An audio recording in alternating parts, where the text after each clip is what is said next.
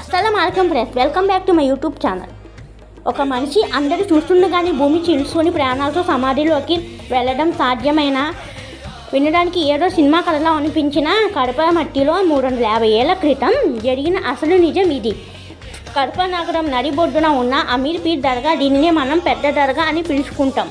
దీని వెనుక ఉన్న రహస్యం ఏంటంటే, ఇక్కడ కొలువై సూఫీ సన్యాసి హజరత్ పీరుల్లా హుసేన్ గారు ఆయన ఆధ్యాత్మికత శక్తిని నమ్మని కొందరు వ్యక్తులు సవాల్ విసిరినప్పుడు ఆయన ఏకంగా జీవ సమాధి అయ్యారు. అంటే ప్రాణాలతోనే భూమిలోకి వెళ్ళిపోయారు.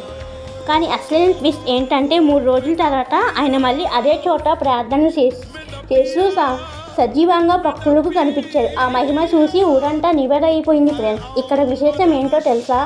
ఇక్కడ పీఠాధిపతులు కాషాయ వస్త్రాలు ధరిస్తారు. ఏఆర్ రెహమాన్ నుంచి అమితాబ్ బచ్చన్ వరకు పెద్ద పెద్ద సెలబ్రిటీలు ఇక్కడ ఎందుకు క్యూ కడతారో తెలుసా? ఇక్కడ ముక్కుండి ఏదైనా జరుగుతుందని వారి నమ్మకం. ఇక్కడ ఇచ్చే విభూది తీర్థం అఖండ దీపం నుండి రాసుకుంటే వ్యాధులు కూడా మాయమవుతాయి. భక్తులు ప్రగాఢ విశ్వాసం. సో ఫ్రెండ్స్, మీరు కూడా ఈ ఒకసారైనా దర్గాను దర్శించుకోండి. లైక్ చేయండి, షేర్ చేయండి, కామెంట్ చేయండి. అల్లా హాఫీజ్. సబ్స్క్రైబ్ చేయడం మర్చిపోకండి.